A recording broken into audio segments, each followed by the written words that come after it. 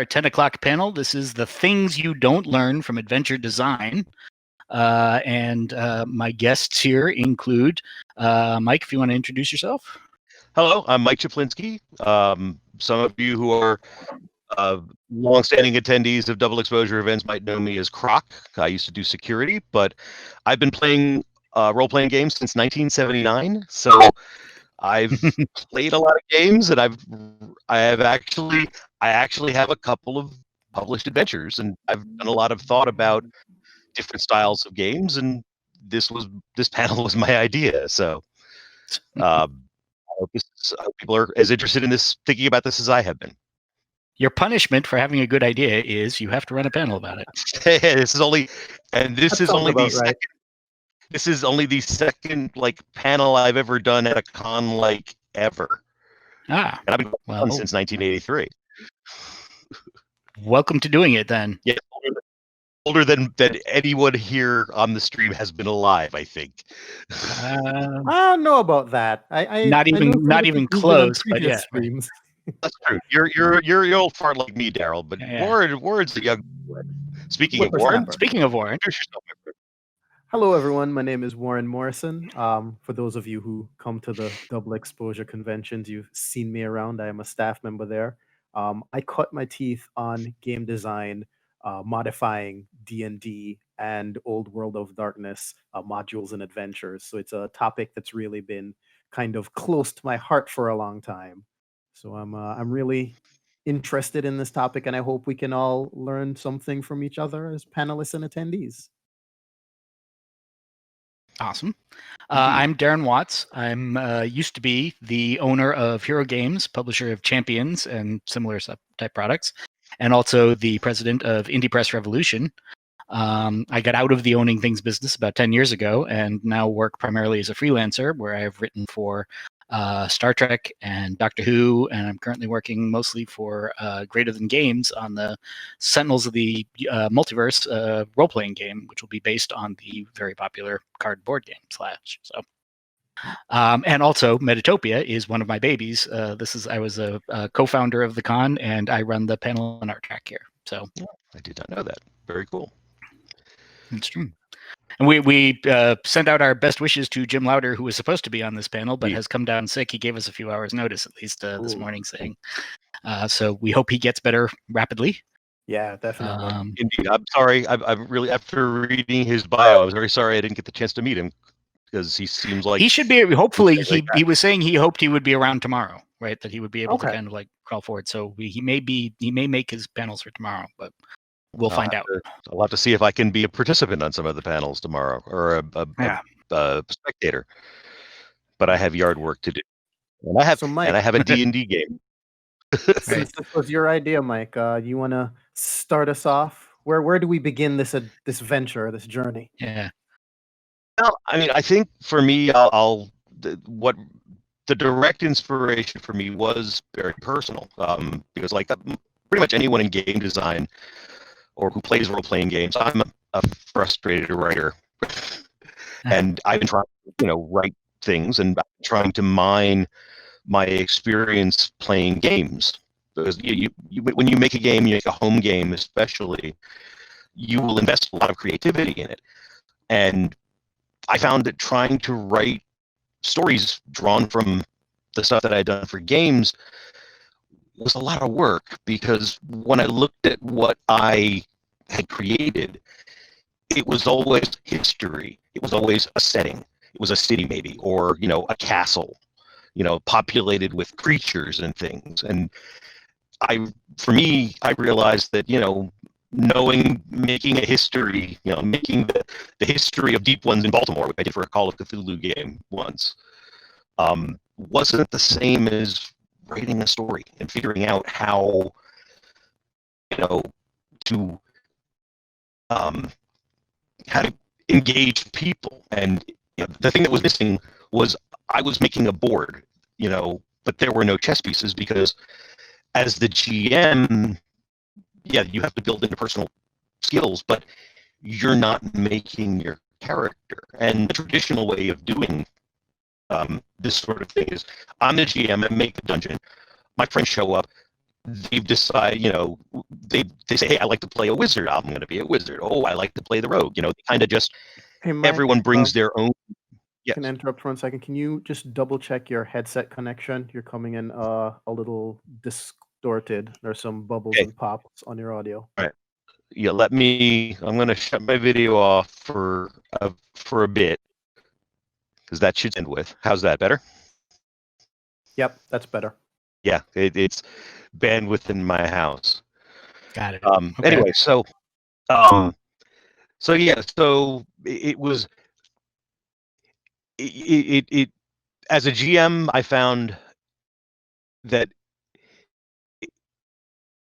it's very much a patchwork thing, and I didn't.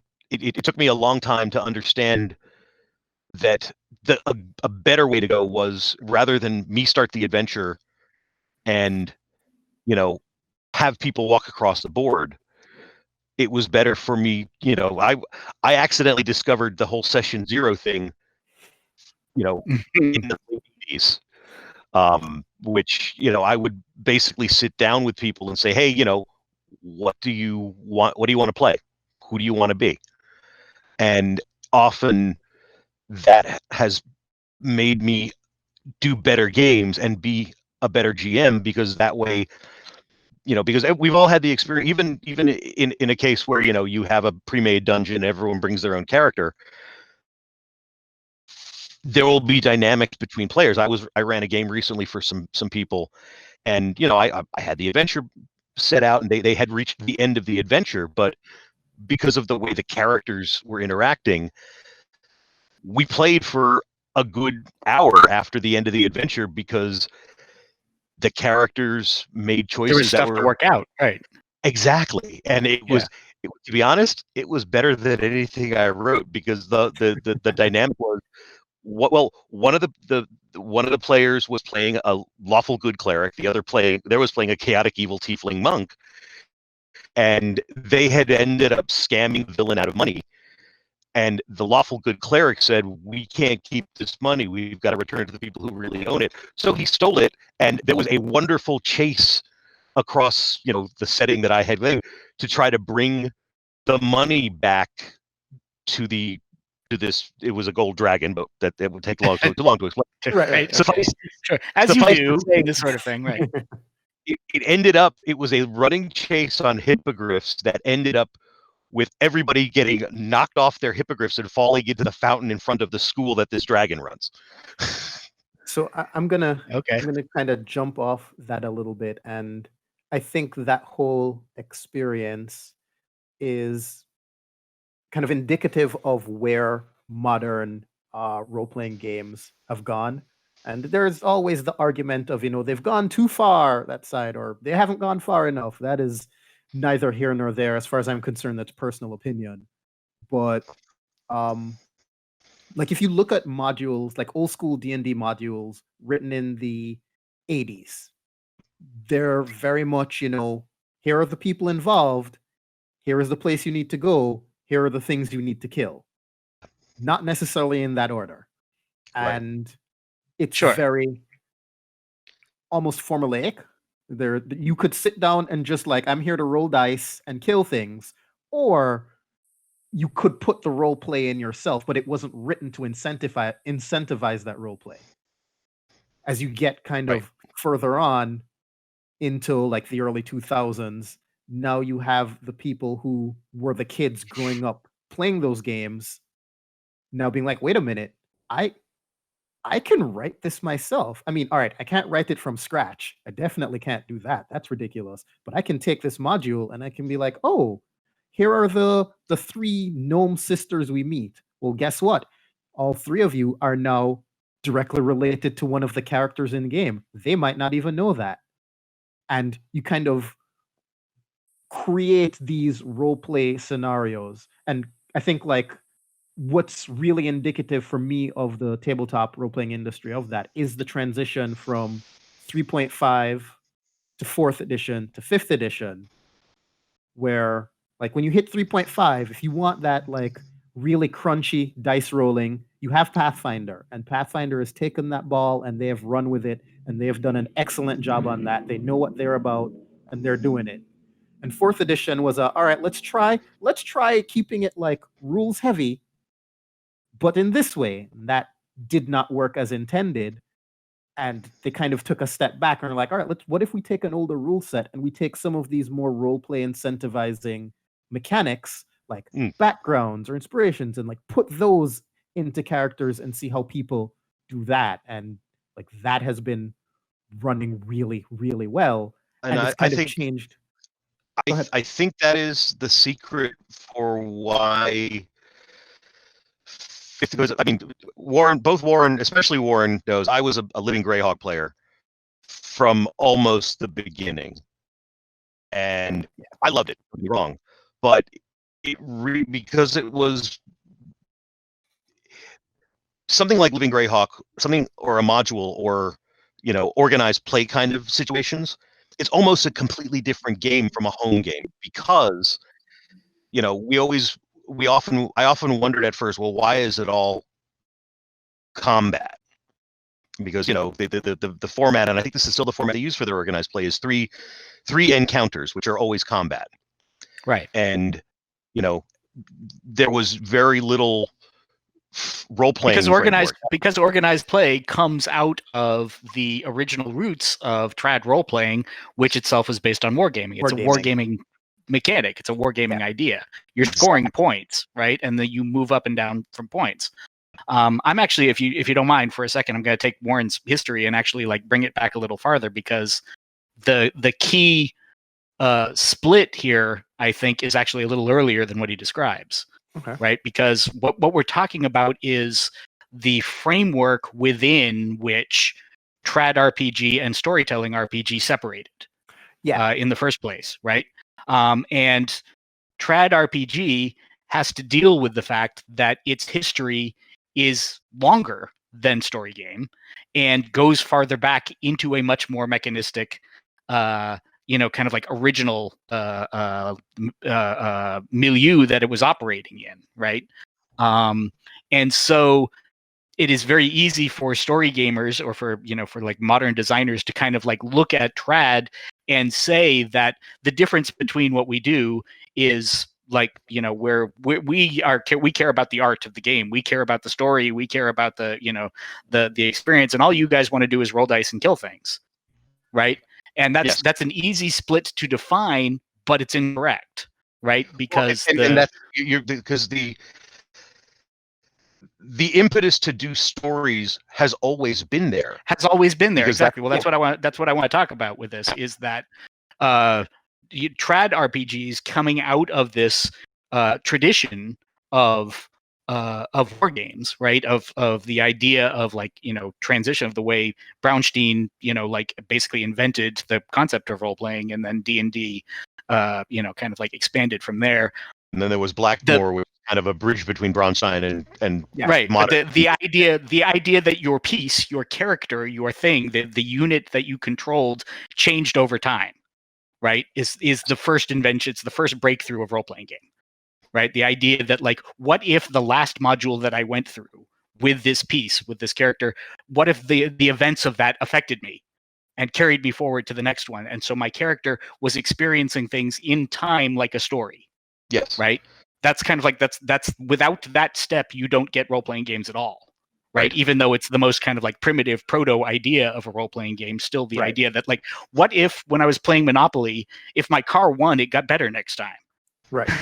Right. Or whatever, or it became a cooler car because like I had won. Right. Like if there was some kind of like, if what I did previously actually affected me going forward, then I'm in a story, right? Because my character can change, and changes the nature of a story, right? Right. And so because trad developed out of this very kind of like mechanistic, I travel from one space to another, I move my character through a bunch of hexes, I throw fireballs, I kill things, I collect treasure, I get better, that's the mechanic. Story was at first a secondary consideration, right? Story came out of the events that you went through in your story, and they didn't need to make any sense, right? Like you would, Right. wandering monsters as a concept is just preposterous to start out with on the face of it, but that was part of the game, right? Right. And you would open the door to your, 9th level of your dungeon, and there would be a monster sitting there, no matter when you went. Like all the time. What it ate, who cares? We don't know. It just was here so that you could kill it and take its stuff and move on to the next level. And story being a concept, character interaction being a concept, but like the idea that there should be merit to a story, that it should have some kind of like artistic intent and some kind of like value to the quality of your story, was grafted onto that from the outside, right? It was something that players wanted the whole time. Right. And I mean, there was no mechanical support for it at first, right? Like in the very Right. earliest trad RPGs, there was nothing in the game telling you that you did, but we did it anyway, right? Right, That was, I mean, it especially old, like old style D&D, the only task resolution system, quote unquote, was combat, because that was the only task people cared about. right, exactly. And everything And, else would be treated like combat anyway. Right. Right. And That's where experience came from and whatever. Right. And that idea has carried forward mechanically, I think, because I mean, yeah, 5th edition, even in as early as 3rd edition of D&D, everything, instead of it being, AC, you would roll a D20 against a target, and that's how you would gauge success, whether the task you were doing was combat, you're climbing something, you're doing skills, and that sort of unified field theory of task resolution is the best innovation that 3rd edition thing. That was the best part of 3rd edition, and that's why that's kept forward in every edition since. I'd argue that it began in 1st, though, for it, or that really it began with AD&D. Right. Well, I would argue okay. that the first module that we sold anybody that had a backstory to it that you were expected to interact with begins with the Hill Giants. Right. It's the Giants series, right? Because that had a through story that carried you forward and implied a world behind it that you were expected to interact with. And before that had never happened in D&D or any similar, any of the other kind of proto RPGs. That is true, but right? even still, the structure of the story was still very linear. Oh, it's super primitive. It's not a good story. It was a story. It's a story. Instead of it being a story, the as written, it was just like, go through this first maze, survive the first maze, you can go out of the second. But no, you're absolutely correct. The GDQ series is... It presumed a consistent universe that we were all expected to interact with, right? Like everybody who played it, like they would have their own interactions with the setting, and what you did in one module, in theory, to a certain extent, affected the next one, right? Like would it, would each way that you would leave it. Now, once again, it wasn't a particularly good story. Nobody's trying to defend it on that level, but it was the first time that like we even gave any consideration to that at all. Right. So now we get to, as that through line progresses and players are having more kind of like a concept of the existence of a story being worthwhile, at that point you have all of the other games that start to that RPGs as this very kind of like acquisitive art form start grabbing stuff from other games and stealing it and making it part of theirs. Right? Well, and also, the GDQ series was also the beginning of the campaign setting as a exactly. special. That's what I'm saying, right? That's where Darren's going with this. That's where I'm going with this, is that suddenly then you would have like a campaign, then you would have like an idea, and the idea that like your characters themselves would be able to make decisions that affected the sweep of the world, right? Like that your characters would become it was always there, possibly, right? Because it was always kind of like assumed that a fighter who reached a certain level would like, acquire followers and build a castle and all of this other stuff that like, what to, Gary and Dave was basically a way to get characters that were too powerful out of the game. Well, was adopted by players as like like, how did I get this castle and my followers and everything, right? Like I want to know the story of how that happened. And that was there from the beginning too, because in the player's handbook, Tensor's floating disk, Autoluke's sphere, all of this stuff, characters who could impact the world and become legendary, right? Like the big, my favorite story of the players interacting with the early D&D universe was the reason of Bigby's hand was the guy who played Bigby just was fascinated by the concept of like telekinesis and magic hands. Sure, right. Yeah, suddenly now he's got a personality, right? Now he's got things that he cares about individually. Exactly. But my point is, there is still remained the two different ways of looking at story generation. And it's the split between those that created the modern split between trad and story games, which was one that in an RPG, and this is something that trad has held on to, and it's kind of like the reason we still call it trad, is that in an RPG, you as a player, your primary responsibility and the primary way you interact with a setting, no matter how complex that setting has become, remains your character. And the things that about your character that you have control over, right? Like a champion's character, like their NPCs and stuff are still kind of like, part of the player's idea of what their character is, right? Those relationships to the outside are the ones that I built when I made my character, right? Okay. And so all of those are me. Those are my character, and that's how and through what I interact with the universe, right? And so everything about the game is me, the playing a character who is interacting with this setting. And all of my decisions that I make are the decisions that I feel that I would make as this character. They're based on my opinions. They're based on my feelings. They're based on my history and what I have brought to this character as a character, right? And anything that breaks my natural... We've lost him for a we moment just there. lose Mike? Well, I'll keep going and he can jump back in here for this. Yeah. But anything that breaks that, right? Like anything that breaks my my connection to my character is a problem. It is something not working right for this, right? Whereas the story gamers took that idea and said, the most important thing about this game, the most about of what we're all looking to do, is that we tell a good story, right? Yes. And so you are now no longer just responsible for playing your character the way that that you want to play him or her or whatever, of course. But you have a responsibility to the literary quality of the story. It is if the story is not good, if the story is not satisfying, it's not dramatic, that is as much on you as it is on the GM and every other player. It's your responsibility to contribute to that. I mean, forgive me, folks, but I briefly, so I had to drop in. Did you mention the blue booking, which Aaron Alston did in the... Not yet, but I will. I can. We can add that back in a moment. Sure. So, but even blue booking is still from your point of view, though, right? I mean, as much as it's a great decision. I noted. It is a great thing, and it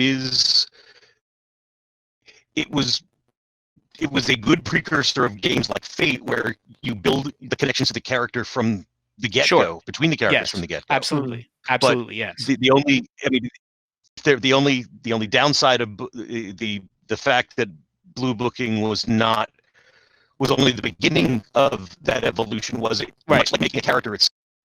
It was done in isolation. It was done exactly, or it was done with the GM.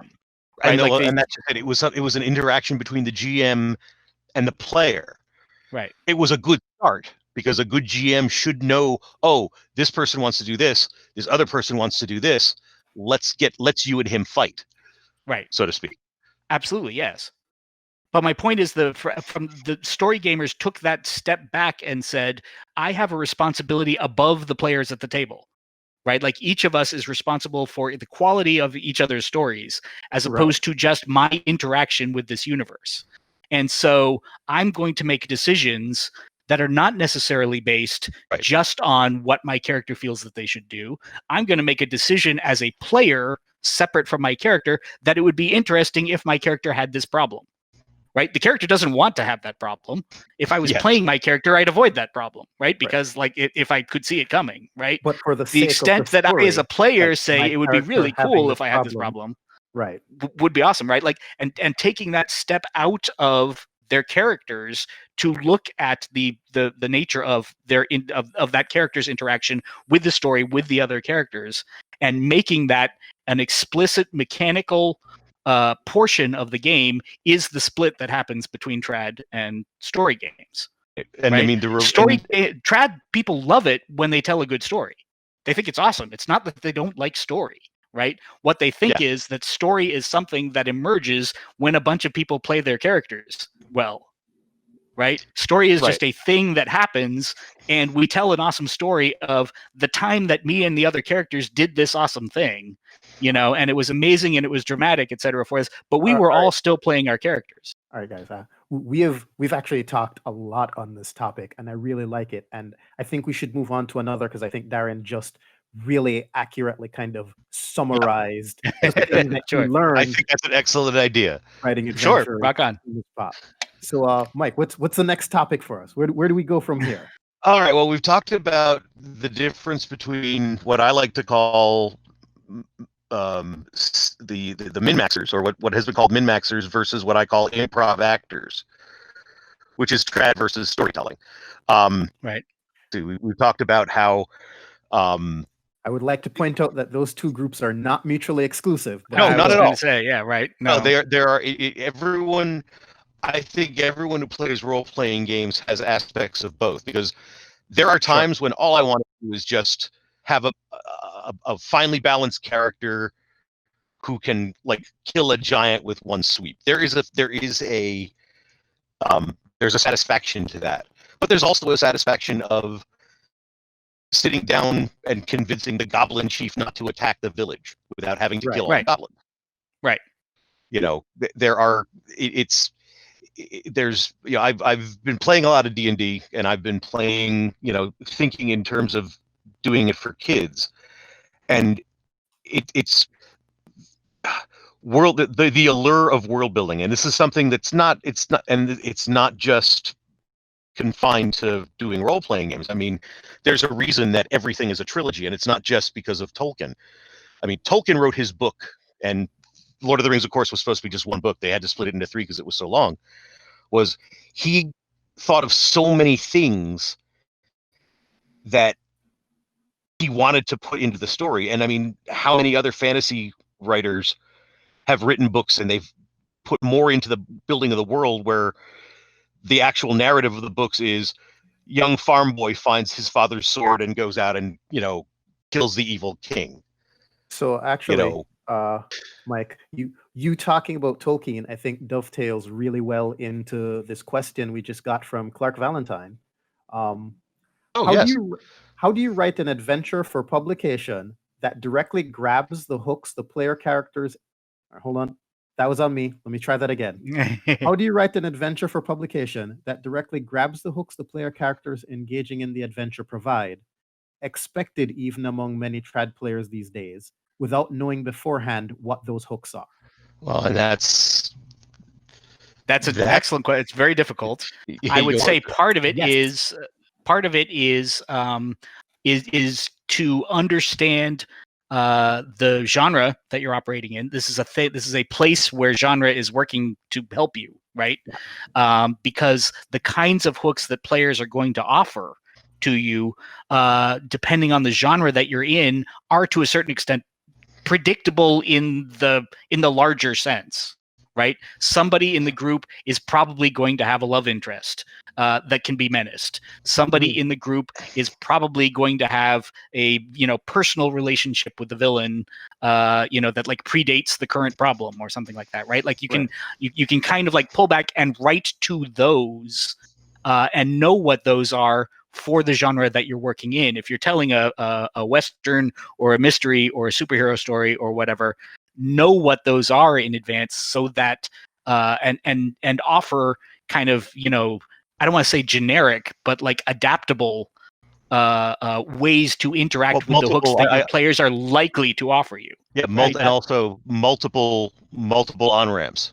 Right. Yes, exactly. Don't make any one of them too much, too important to the resolution of the story, because some of them are going to get skipped, right? Yeah. To kind of build on that, and one of the things that I find comes up, but not intentionally, I think the easiest way, if you're not sure you're familiar with those tropes and hooks, consume media.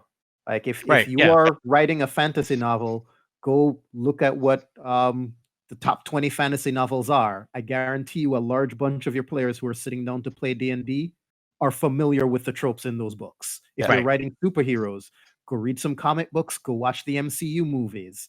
I guarantee you, like some of those story beats they hit in those movies are the story beats your players are looking for. And it might not be all of them, but if you provide, like Mike said, those multiple on-ramps, those multiple opportunities, you'll hook at least some of them, and hopefully the story will pull the rest in. Yeah, if you have a player who's presented you a hook that is so completely brand new that you've never seen it anywhere in fiction before, you have an awesome problem. Well, I mean, I've had congratulations that you have such a great problem to have. The best trad role playing game. Well, if Call of Cthulhu is a trad role playing game, it's the best trad role playing game. Absolutely, absolutely, it is. Yes. I back in the late 80s, I've been playing Call of Cthulhu since 1982. I mean, I bought it so I'd have cool monsters for my D&D game. I started running Call of Cthulhu, and I ended up running Call of Cthulhu and nothing else for a good 10 years. Yes. I had a campaign planned out. I just graduated from college. I set it in New Brunswick, New Jersey. I knew the town. I had made up all these cool stuff, had my players. I sat them down, and I made the mistake of saying, "What do you guys want?" My one player said, "I want to be a monster. I want to be someone turning into a Cthulhuid monster." That's all she said. Right. From one sentence, ignoring everything I had written prior to her telling me that, I ran an 18-month-long game.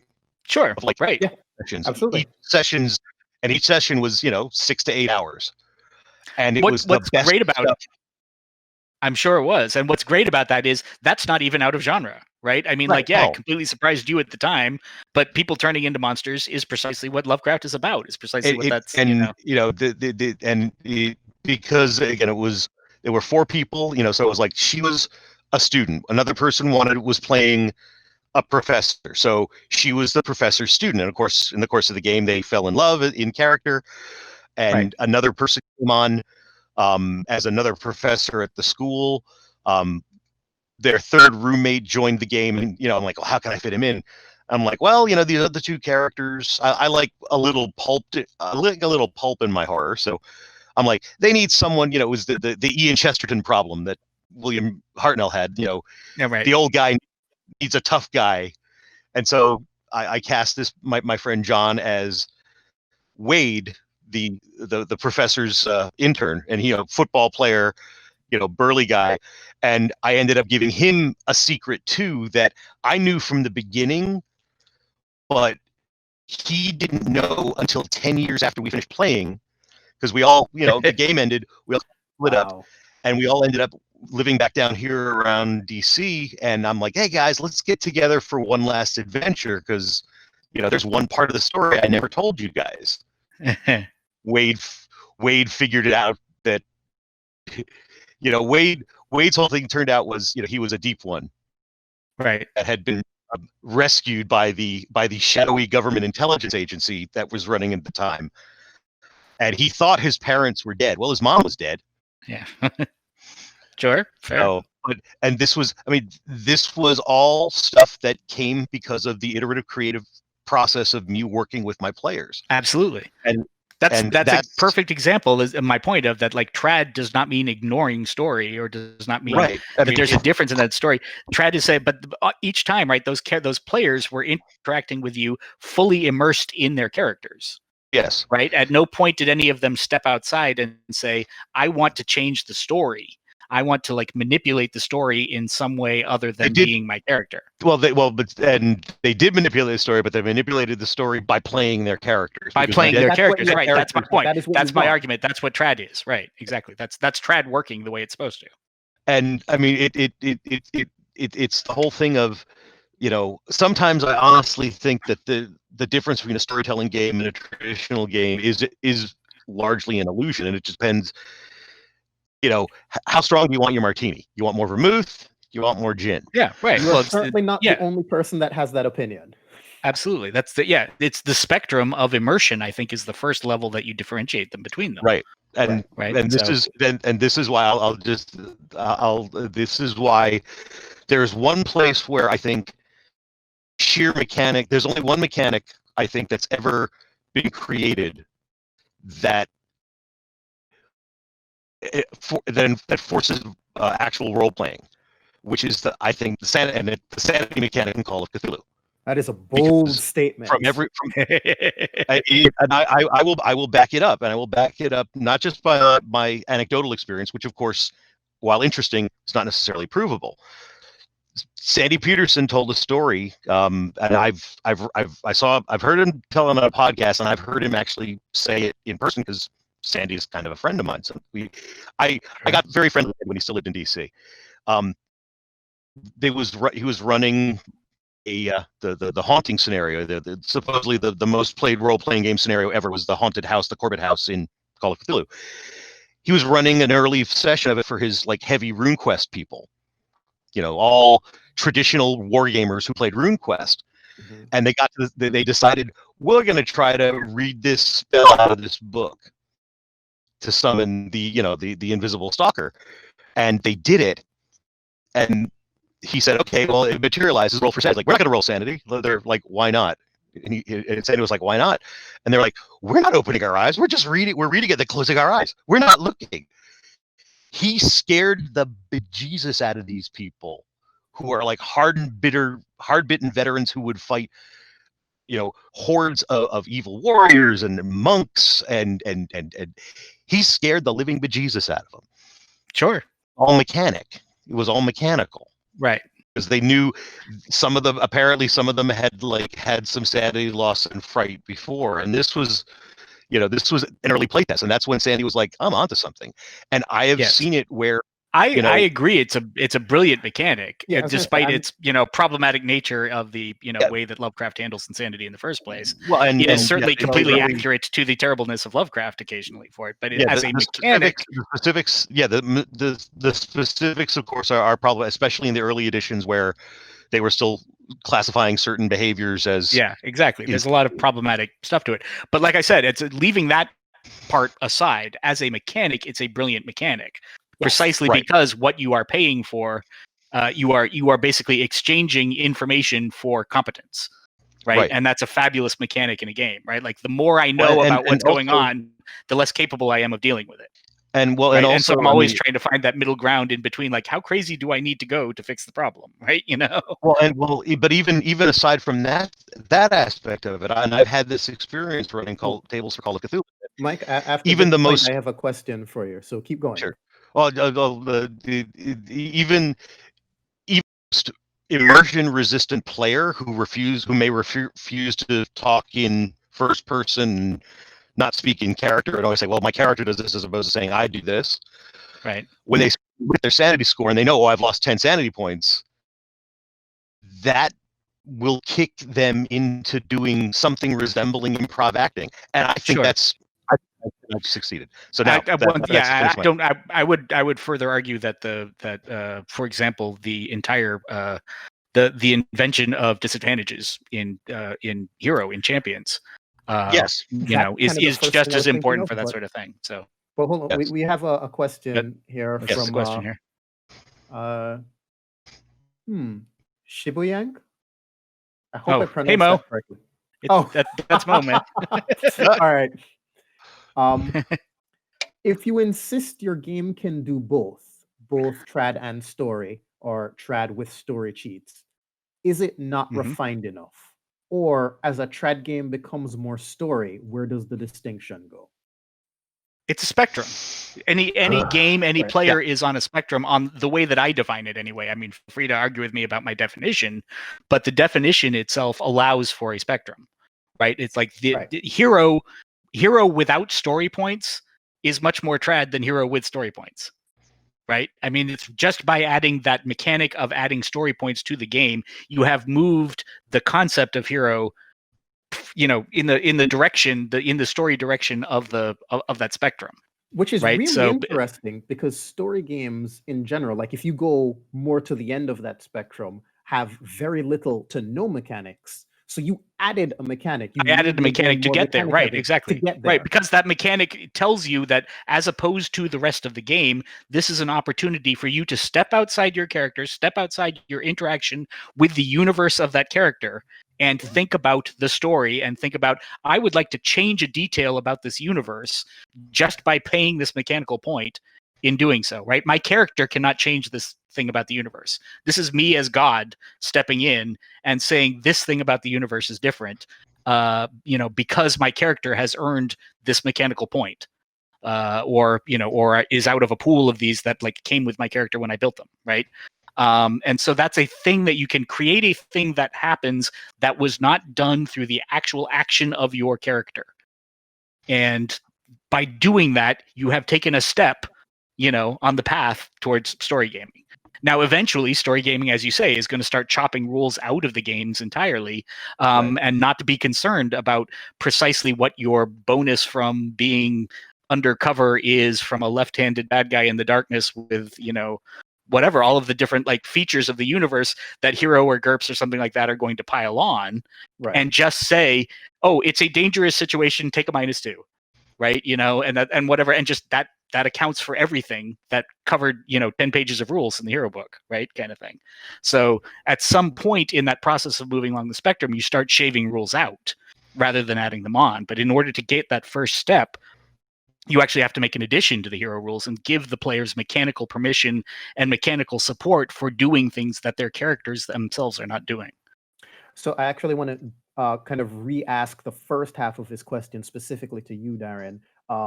If you insist your game can do both trad and story, is it not refined enough? No, not inherently. Not inherent. It may not be. That may be a sign that there's a problem, right? If you're having a problem with the game and you can't figure it out where it is, looking at its place on that spectrum might be a clue to where your problem is. But there is no specific place on that spectrum that you can't put a healthy functioning game. Okay. I don't think. So yeah, there are games that can do both equally. I mean, there's there are games that are set up to do both equally. Yes, absolutely. But and there's all you mentioning things like GURPS and Hero, and this is something that just occurs to me as I'm sitting here now. There is a difference between a lot of story games have a directed setting. They have an implicit or explicit setting. Night Witches is the bomber pilots. That's and all the games, all the game mechanics are in service of that directed thing. Whereas something like Hero or 5th edition D&D or any edition of D&D is more like a toolkit, right? And that way, you're given a lot of options, and you can pick and choose what you use and don't use. You can make a very powerful argument for games in the middle of that spectrum, between the trad, everything is mechanical, everything is my interaction with the universe, everything has a rule set to itself. And then kind of, you could put the middle of the spectrum and say that's a game like Fate, for example, which has like mechanical effects on the game from my powers and the stuff that happened to them and my die rolls. But I have a lot of ability to kind of like step back and declare things about the universe because of my control of aspects and that sort of thing. And then you get all the way to the end of story games and you wind up with a theater game, basically like Fiasco, where there's no mechanic except for the story works well in your favor or it doesn't. Right? Like that's literally the only mechanic, the only lever that like players have to choose from is whether or not this situation that we have developed by improv winds up good for my character or bad for my character. That's the only die in the game, right? Right. So there's no, it doesn't. Did your character have cover in a Fiasco game? I think you actually. I don't know. Like it's who cares? Only if it's cool for the story, right? Kind of thing. So no, you just summarized the spectrum of traditional through story games, and for myself, Fate is about my edge because again, I'm an old fart. Sure. Yeah. Well, everybody's got a thing that they find more interesting. Yes. And I've played Fiasco. I've enjoyed it, but Fate is just concrete enough for me that my reflexes will still operate. My mental reflexes for if I GM something will still operate. Absolutely. But it encourages, it explicitly encourages the kind of behaviors that I have learned implicitly from those reflexes, if that makes a difference. Right. Yeah, And no, so, absolutely does. so if Fiasco is too far, then you might want to experiment with something that comes, say, maybe 3/4 of the way down that line, right? Maybe you want to play Gray Ranks. Well, and you where can the do game that Fate has proven itself to be possibly the most extensible game system ever made. Sure. Right. Which is, so, I think, but I which mean, is, you I have, a, think, you amazing. have a game like Yeah. you have a game like Gray Ranks, which like takes all of these like kind of story game ideas, but does in fact make them somewhat mechanical, right? Like the famous line that that Gray Ranks is the game that has an emotional hit location chart, right? Which is a wonderful Which is thing. It's a not wonderful wrong. aspect. It's not wrong at all. It's exactly how the game works. Or something like Dogs in the Vineyard, right? I mean, there's no kind of like real mechanic in the game for something like am I undercover or not, right? Like everything in the game, your die sizes are basically based on what it is you're willing to put at risk in that situation, right? So like, there will be a mechanical outcome to what is basically a bidding game that says, okay, well, I'm so upset with you over the situation that I'm willing to punch you in the face. Well, that's a D6. Okay, well, I'm willing to strangle you. Well, that's a D8. I'm willing to shoot you right here in the street. Well, that's a D10, right? I mean, that's the one of the core mechanics of, there is still a mechanical aspect to that game, but everything that you're getting is based on the story aspect of what am I putting at risk here? How much trouble am I willing to put myself into to win this conflict? So I actually and that's maybe that's a step too far for you to be comfortable with. Maybe it isn't, but there are pieces between Fate and Fiasco, right, to actually take a look at. Yeah, I actually want to touch on that because I've never been comfortable with my definition or separation between trad and story games. Like I know there is a better one, and I haven't quite figured out what it is. We have Darren and you and I have the same definition of trad games. And for me, like that traditional game is the world is seen through specifically and only the lens of the player and the GM. Like right, immersion is the highest value. Right. For me, my definition of story game has always been it is a setting or a game or a system or an interaction where you can just as easily, with the same mechanics or following the same steps, lose to have fun or hurt yourself to have fun. Like the same thing you would do to succeed or the same steps you would follow to lose. And the end result of both of those is you have the same enjoyable experience in the game. Absolutely. Yes. So that's kind of always been my distinction. And to kind of give my answer to Mo's question, I'm gonna echo the same thing you said. Like you can do both. Maybe you can do one better than the other. Maybe you do both really well. Like it really depends on the game. By definition of the fact that you can do trad and story, it does not mean your game is unrefined. That doesn't necessarily not at all. mean your game isn't unrefined. And I would just as agreeing completely with your thing, I would actually put it to you that in a straight trad game with a little bit of story into it, like yes, you're to make it concrete. You're in a combat. You're fighting the big bad. You roll, big final hit. You roll a 1. Mm-hmm. That doesn't have to be a tragedy or quote unquote losing. A good GM will find a way to make that, or a good player could find a way to make that into an even better part of the action scene. Sure. But once again, now I will argue that still came from that roll, though, right? Like you didn't say before you rolled, wouldn't it be cool if I failed here?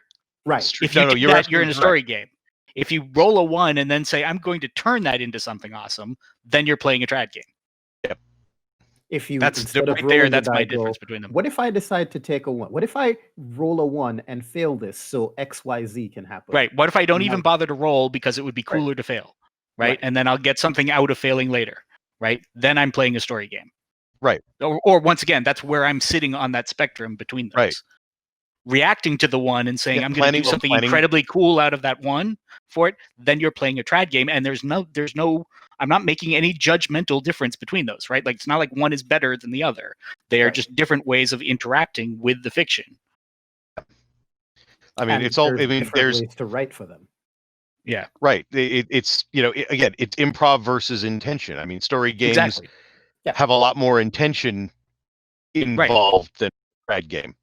Right. And some people like the randomness. We all know that there are games that are repelled by the concept of random failure. Absolutely. And Yep. And there are players who are extremely frustrated that, like, when they try to sit down and play a Fate game and they say, but look at all of these things that I am doing that are like tactically sensible. Why am I not getting more of a bonus out of this? Right. And it's just like, well, because all you've earned is, like +2 on your roll. Right. And be like, but I did these 12 things to make my character better. And you're just like, God damn it, dude, go play GURPS, because that's the game that will reward you for behaving that way. Right. Like, that's the game that will support you when you try to do that. Well, I have the opposite problem. I forget about things like, aspects and bonuses and all that, because that's just my own thing. Sure. Yeah. I think perhaps, we should probably do at least one more question, because we're getting on to. Oh yeah. Yeah. What do you got there? We're not close to 11 o'clock, but we're getting there. Right. We actually have no more questions. Those were only ones. Okay. Very cool. Oh wait, nope, never mind. Oh, hang on. Somebody's writing one. Okay. Get in there. Clark Valentine again. Hey, Clark. Does adventure for a story game look dramatically different than an adventure for a trad game? Dramatically. Well, yes, in that, like, the trad game probably is going to have more detail to it, right? Because it's your adventure is explaining how this situation is interacting with the rule set. But also, which is something that you can usually cover in a story game. You can just describe in a couple of sentences. When you say something in a trad game, you tend to have to back it up with numbers. Well, and also in a trad game, I mean, implicit in it when you write an adventure, there's, if there's a map, there'll be a map involved, or there'll be more like even if that map is the red line representing you traveling the days and days. Mm-hmm. From your hometown to the evil the details castle. Don't necessarily matter, right? But you might be playing Trail of Cthulhu or something where suddenly there's a set of rules about, like, how quickly am I going through my my supplies, traveling through this dangerous land, and am I what's my chance of getting disease? I should roll a die for that. If you're playing in a story game mechanics will tend to say, okay, in this situation, you have to get into the bar, and the bouncer at the bar is a tough guy. And the write up for the tough guy for the bouncer just says tough guy +2, right? And anything he rolls that, like, has to do with him being a tough guy, he just gets a +2 on because he's just that tough, right? Whereas in order to actually, like, pull that off in a trad game, he's going to need a character sheet, right? Even if it's just kind of like the basics of one, you're going to have to explain what you mean by tough guy, because that tough guy needs to interact with all of the other mechanics that you've got in the game. And you also have to account for.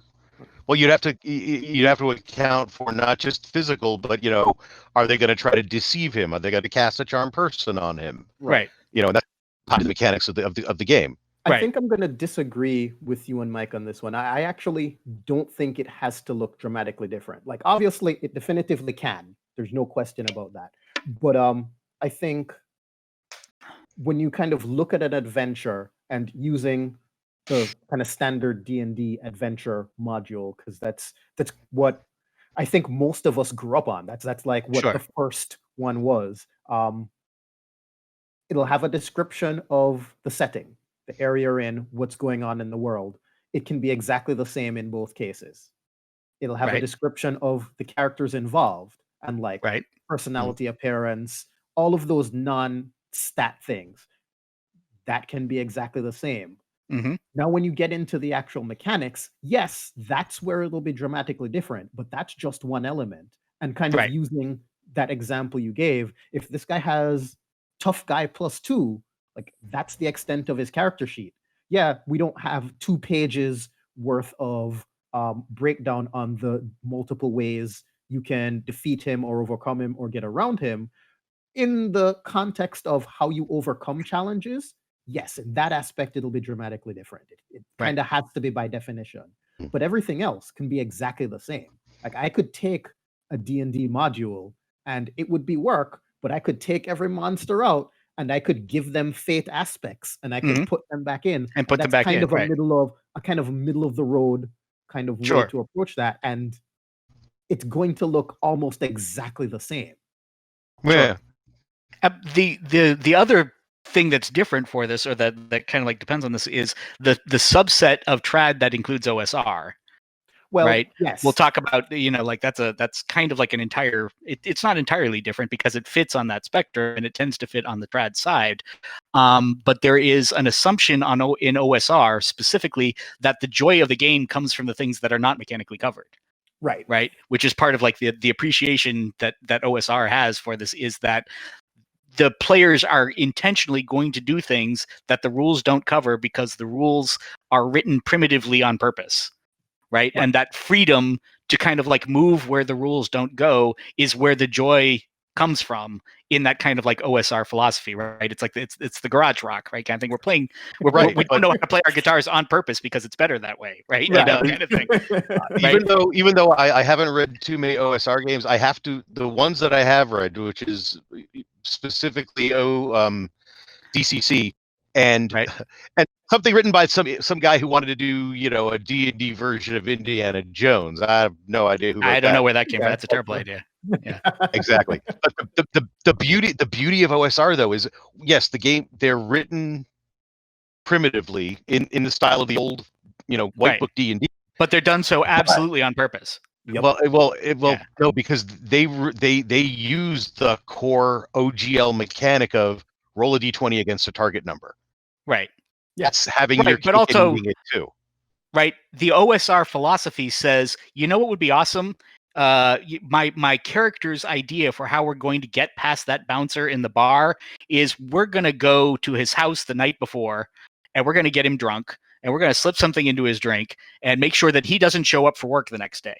Right. Yep. And then we'll just walk into the bar, separately. Right. And the whole point of OSR is there should never be a rule about that. You should just say your players are awesome and like you should improvise mechanics to address that situation. Right. And you may come up, you may say it's like, oh, does the rogue have a, like the right pickpockets roll to slip something into his drink or something like that? Right. Like you're supposed to, as a GM and a player, embrace the idea that we are using the rules incorrectly. And in fact, I will close the panel since I created this panel. I'm seeing Congratulations, Daryl. It is not trad and story games. It's not a spectrum. Your statement proves it's a circle. Oh, see? Okay. Yeah. Game design is a flat circle. What you just described, I can do with Fate. Yes, you can. Of course you can. Yes. I think we've OSR, I think, is an attitude. It doesn't even fit. It doesn't necessarily have a place on the spectrum. OSR that's another. That's a rabbit hole for another panel. But we have hit our time.